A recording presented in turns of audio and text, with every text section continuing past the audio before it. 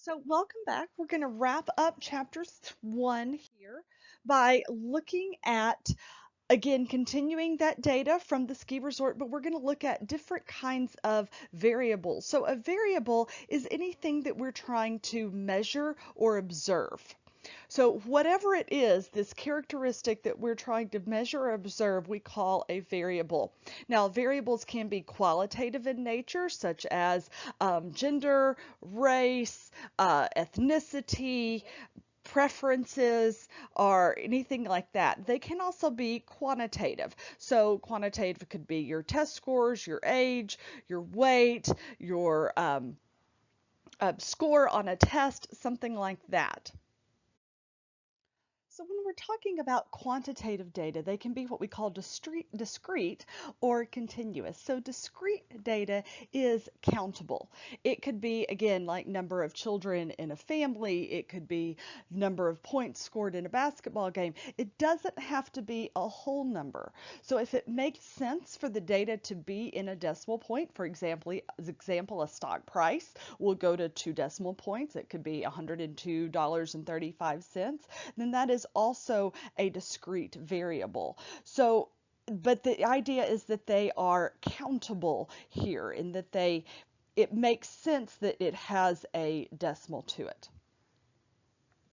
As opposed to continuous data has an infinite number of intervals. So your weight, for example, could be 125 pounds, 125.1 pounds, 125.11 pounds. There's an infinite number of decimal places that we could go in measuring weight or return on investment or something like that. So they are uncountable in that you can't go through enough decimal places to get there. Now, sometimes we may say, hey, we customarily round this, for example. We may measure a baby's weight in ounces, and we may say, hey, this is the baby weighs 8 pounds and 12 ounces. That's a really big baby, but that's how big one of my babies was. But really, that baby could be 8 pounds, 12 ounces, 0.2567, whatever, right? We just customarily round it. So sometimes we take continuous data and we make it be discrete.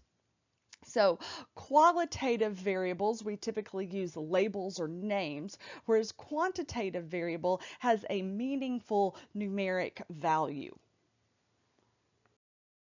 So again, when we're talking about qualitative variables, we talk about them as being either nominal or ordinal.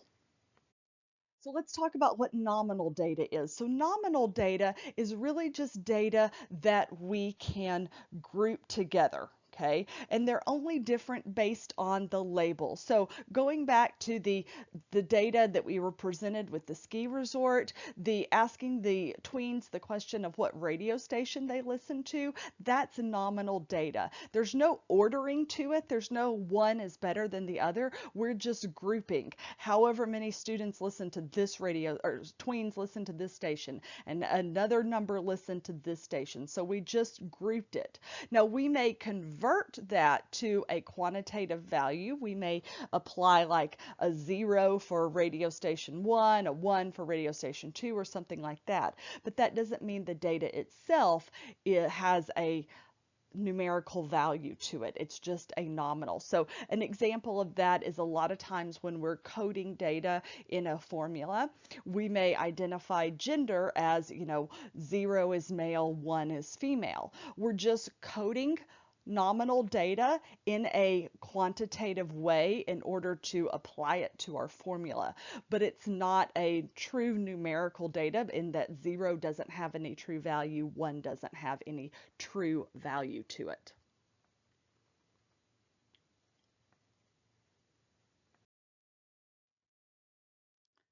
So ordinal data is still qualitative data. Keep in mind, we're still talking about qualitative data, but ordinal data has a rank to it. So for example, when they asked the tweens how they would rate the food in the dining areas, that is ordinal data. It's a qualitative characteristic. It is based purely on their opinion, but they rank ordered it from 1 to 5, for example. Or so anytime we have a Likert scale, typically a Likert scale is a 1 to 5, a 1 to 7 sort of scale. That is ordinal data. So we have a rank order, but the difference is that the differences between the categories don't have any real meaning. They don't have any measurable meaning. So we can't say, for example, that a rank of 4 is twice as good as a rank of 2. We know that it's better than a rank of 2, but we can't numerically say that it's twice as good. So it has a rank to it, but the key is the differences between the categories don't have a numerical value. So again, when we look at the radio station data, we talked about that the radio station asking the students or the tweens what radio station they were listening to. That's nominal data because they're clearly just giving us a category, a label. Whereas rating the food quality is what we call ordinal data. So they've ranked it on a scale of 1 to 4. We know that 4 is better than 1, but we can't say, for example, that 4 is 4 times as good as 1. So when we're talking about then quantitative data can be interval or ratio. So let's talk about interval data. Data that is interval means that there is a ranking to it. Okay, so we have the ranking to it, but the differences between the categories are meaningful. In other words, you can add it or subtract it. Okay, so for example, temperature is an interval scale. We know that 80 degrees is 20 degrees higher than 60 degrees. So if we're measuring time data and we're like, well, today it's 80 degrees and 2 months ago it was 60, we know that that is 20 degrees difference. We can perform that mathematical operation on it. We can add and subtract. There is no absolute zero. In other words, zero really has no true meaning. We can say something is 0 degrees Fahrenheit, but that's really just kind of an arbitrary number because you can be below 0 on the Fahrenheit scale. So again, it has a meaningful rank order to it, and there's meaning within the values. When we say that we can't do a ratio on it, it means we can't divide it with any meaning. So for example, we can't say a day that is 80 is twice as hot as a day that is 40. Okay, so you can't really make that sort of claim. That's what a ratio means. So again, looking at our Fahrenheit scale, we talked about this on the previous slide. We know that we can add or subtract, and that's meaningful, but we can't compute a ratio of the temperatures. So ratio scale, this is what we call the strongest level of measurement. So this means there's a rank order. The differences between the intervals are meaningful. There is an absolute zero, a true zero starting point, and we can divide it. We can create a ratio that makes sense. So a lot of times we're talking about money here, profits, revenues. There is a true zero. You can't really have negative revenues. There's a true zero here. There is a meaning to zero. Even if we're talking about profits, you can have negative profit, but there's a true zero that has real meaning to it. But we can also compute ratios. So we can say, for example, that revenues grew by 20%, or revenues were twice as much this year as they were last year. So again, a lot of financial data is ratio type data. When we're talking about stock prices, we can look at what percentage the stock price grew. Anytime we can calculate a percentage of it, that's ratio scale data. So again, looking at things that would be ratio scale, we talked about sales, profits, weight. You could say that you gained 50 pounds, but we could also say that we gained 20% or we lost 20% of our body weight. Distance can be measured this way. We can calculate something as being twice as long.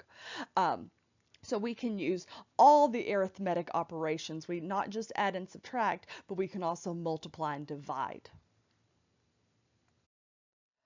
So again, going back to our data that we were presented with about the ski resort. So looking at the time data, when we asked the students, or the tweens, sorry, I've got students on the brain. When we asked the tweens what time they thought the dining hall should close.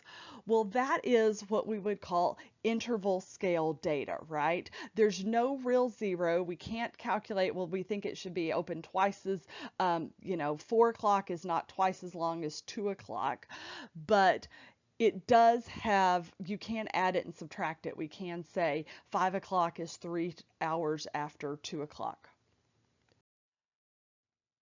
Now, when we ask them how much money they spent, that would be ratio data, because now we can calculate. We can see, for example, that tween 1 spent $20 and tween 2 spent $10. So tween 1 spent twice as much money as tween 2 did. And there's a true zero. We can see that tween number 4 spent $0. There's a true, measurable, meaningful zero. So looking at the synopsis of the data, we can see that 60% of the tweens listened to this one particular station, KISS 108. Now, notice that we calculated a percent. That doesn't make it ratio data. Ratio data means we've calculated percent on the data points. Here we looked at the sample as a whole and calculated how many students or tweens out of the total. So keep in mind that just because we computed a percent doesn't necessarily make it ratio data. If it's ratio data, you can look at the individual data points and compute a ratio. But because that we know the majority of the tweens listen to this particular station, if this is a population that we're trying to attract, we may want to spend more advertising dollars on this station. We can also see that 55% of the tweens felt that the food was at best fair. So, that means about 45% of the tweens felt the food was not very good. Now, that data in and of itself doesn't tell us a whole lot, but we can look at it and say 95% of the tweens want the dining area to remain open later. So if it's open longer, would they be willing to spend more money there? And then the last question tells us that 85% of the tweens spent their own money. So if they're looking at spending their own money, then we need to make something that is appealing to them. So maybe we want to try to improve the food and keep the dining area open later, because 85% of them have money to spend. Whereas if we were told that only 15% of them had money to spend, then we may have felt like it wasn't worth making changes to the dining area and the food because they're not going to spend their money anyway.